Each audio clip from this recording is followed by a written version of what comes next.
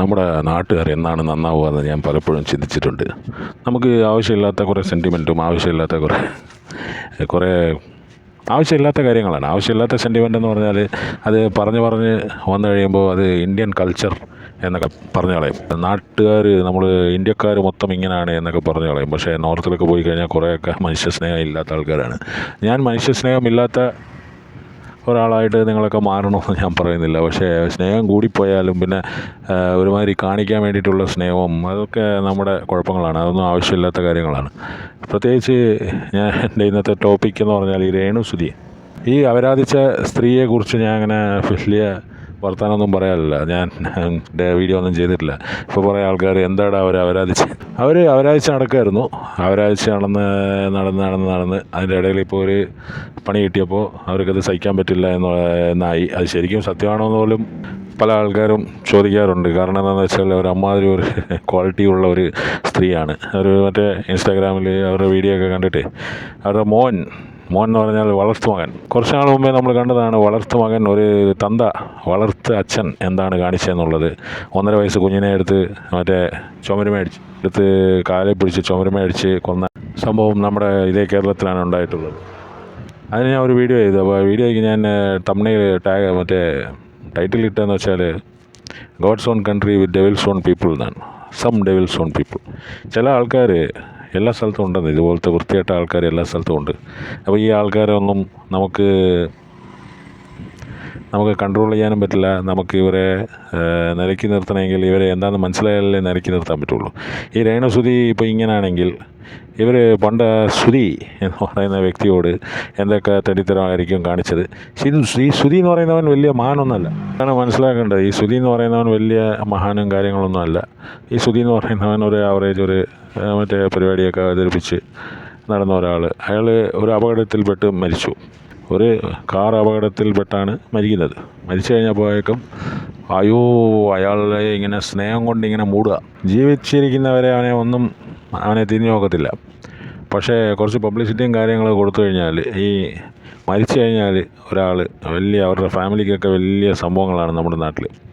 പ്രത്യേകിച്ച് ഈ അടുത്ത് ഞാൻ ഇത് പറയാൻ കാരണം എന്ന് വെച്ചാൽ വേറെ ഒരാൾക്ക് വേണ്ടി 34 കോടി ഈ അടുത്ത് നമ്മുടെ നാട്ടുകാരെല്ലാം കൂടെ സംഭാവന പിരിച്ച് സൗദിയിലേക്ക് കൊടുത്ത് അയാളെ മോചിപ്പിച്ചുകൊണ്ട് വന്നു എന്ന് പറഞ്ഞ് ഒരു സംഭവമുണ്ട്. അപ്പോൾ ഒരു മനുഷ്യൻ്റെ വില 34 കോടി രൂപ എന്ന് പറഞ്ഞാൽ അപ്പോൾ കേരളത്തിലുള്ള മനുഷ്യന്മാർക്കൊക്കെ നിങ്ങൾ ഈ വില കൊടുക്കുമോ എന്നാണ് എൻ്റെ ഒരു ചോദ്യം. അത് തരില്ല. കാരണം അതിൽ അഡ്വർടൈസ്മെൻറ്റും കാര്യങ്ങളൊന്നും ഇല്ലല്ലോ. എന്ന് പറഞ്ഞാൽ ചാരിറ്റിയിൽ ക്ലാരിറ്റി ഇല്ലാത്ത സംഭവമാണ് നമ്മുടെ നാട്ടിൽ നടന്നുകൊണ്ടിരിക്കുന്നത്. സീക്രട്ട് ഏജൻ്റ് ആയിക്കോട്ടെ അല്ലെങ്കിൽ ബോബി ചെമ്മണ്ണൂർ ആയിക്കോട്ടെ, എല്ലാവരും മറ്റേ പരസ്യം ചാരിറ്റി അല്ല ചെയ്യുന്നത്. ചാരിറ്റിയിൽ ക്ലാരിറ്റി ഇല്ലാന്ന് ഞാൻ അതുകൊണ്ടാണ് പറഞ്ഞത്. വേറെ കഷ്ടപ്പെടുന്ന ഒരുപാട് ആൾക്കാരുണ്ട്. ഈ രേണുസുതി കൊടുത്തിട്ട് അത് വന്ന് ഈ കൊട്ടിക്കൊഴിച്ച് അതിലൂടെ മറ്റേ റീച്ച് ഉണ്ടാക്കി അതിലൂടെ മറ്റേ വീഡിയോയ്ക്ക് ഒരു ഇത് വേണമെന്ന് വിചാരിക്കുന്നത്. അതിലും ഭേദം ഈ മറ്റേ യൂട്യൂബർമാരെയൊക്കെ വിളിക്കുന്നില്ലേ ആൾക്കാർ, അതാണ് ശരിയെന്ന് എനിക്ക് പലപ്പോഴും തോന്നാറുണ്ട്. പിന്നെ ചാരിറ്റി ആണെങ്കിൽ അത് പരസ്യമാണ്. ദുബായിൽ പണ്ട് ഒരു ഫുട്ബോൾ മാച്ച് നടന്നു. ദുബായിലോട്ട് പോകണ്ട, ഇവിടെ നമ്മുടെ നാട്ടിൽ തന്നെ സംഭവിക്കാറുണ്ടല്ലോ. ഈ അടുത്ത് സൂര്യവംശി എന്ന് പറയുന്ന പയ്യൻ ഭയങ്കരമായിട്ട് അടി മോനെ എന്ന് പറഞ്ഞാൽ ഇങ്ങനെ അടിച്ചുകൊണ്ടിരിക്കുകയാണ്. ക്രിക്കറ്റിലെ ബാറ്റിങ്ങാണ് ഉദ്ദേശിച്ചത്. അപ്പോൾ പുള്ളിക്ക് ഒരാൾ 10 ലക്ഷം കൊടുക്കുമ്പോൾ അടുത്ത ആൾ 30 ലക്ഷം കൊടുക്കും, അടുത്ത ആൾ 50 ലക്ഷം കൊടുക്കും. മറ്റേ ഈ വെള്ളം ഒക്കെ വന്നിട്ട് നമ്മുടെ നാട്ടിലും സംഭവിച്ചാണല്ലോ. ഇടുക്കി ഡാം ഓപ്പൺ ചെയ്തു, ആ പ്രശ്നങ്ങളൊക്കെ ഉണ്ടായി. അല്ലെങ്കിൽ ആ ഉരുൾപൊട്ടലിൽ പ്രശ്നമുണ്ടായി. അപ്പോൾ ഒരാൾ ഇത്ര കൊടുത്തു കഴിയുമ്പോൾ അടുത്ത ആൾ അങ്ങനെ കൊടുക്കണം.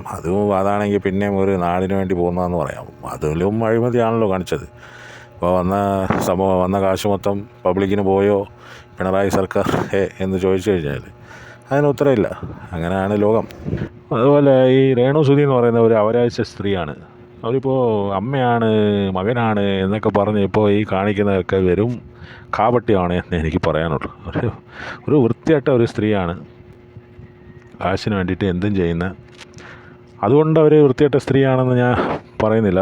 അവരെന്തൊക്കെ കോപ്രായങ്ങളാണ് കാണിച്ചുകൊണ്ടിരുന്നത്. സന്തോഷ് പണ്ഡിറ്റ് തോറ്റുപോകും. സന്തോഷ് പണ്ഡിറ്റിൻ്റെ പോളിസിയൊക്കെയാണെന്ന് തോന്നുന്നു.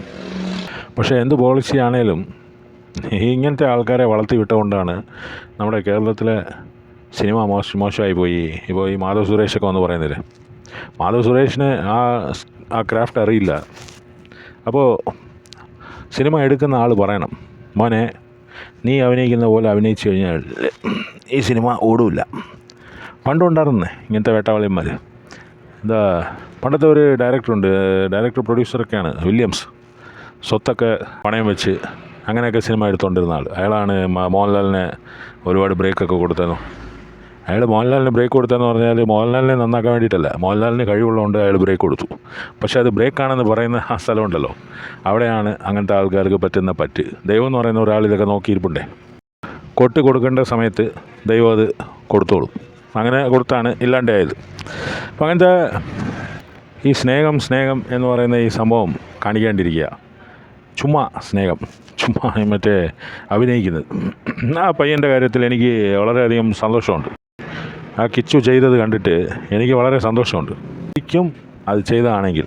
പക്ഷേ എനിക്ക് തോന്നുന്നത് എന്താണെന്ന് വെച്ചാൽ അവൻ മറ്റേ ബിഗ് ബോസിലേക്ക് ഈ വർഷം വരാൻ വേണ്ടിയിട്ടുള്ള ശ്രമമാണ് എന്നാണ് എനിക്ക് തോന്നുന്നത്. എന്താണേലും അങ്ങനെ വരുവാണെങ്കിൽ വരട്ടെ. ഈ മറ്റേ ഒരുത്തിയുണ്ടല്ലോ, ധന്യ, അവളും വരാനുള്ള സാധ്യത ഉണ്ടെന്ന് തോന്നുന്നു ബിഗ് ബോസിൽ.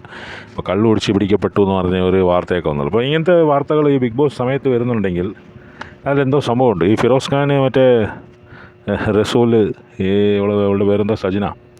അപ്പോൾ സജന നൂറൊക്കെ ചിലപ്പം പിന്നെയും കയറി വരാനുള്ള സാധ്യതയുണ്ട്. എക്സ്പയർ ആയ സാധനങ്ങളെ പിന്നെയും കയറി വന്നിട്ട് അവിടെ ഒരു കരച്ചിലും പിടിച്ചിലും കുറച്ച് അഭിനയം കാര്യങ്ങളൊക്കെ കാണിച്ചിട്ട് അങ്ങനെ പോകാനുള്ള സാധ്യതയുണ്ട്. എന്താണേലും നന്നായി വരും ഇവരൊക്കെ എന്ന് പറഞ്ഞാൽ. ഇവരൊക്കെ കാണിക്കുന്ന പരിപാടികളെന്ന് പറഞ്ഞാൽ പെറ്റതള്ള സൈക്കിൾ എന്തൊക്കെ പരിപാടികളാണ് സംഭവം തന്നെ. കിച്ചു വന്നില്ല എന്ന് പറഞ്ഞ് ഭയങ്കര വിഷമം. ആർക്ക്? ഈ തള്ളയ്ക്ക്.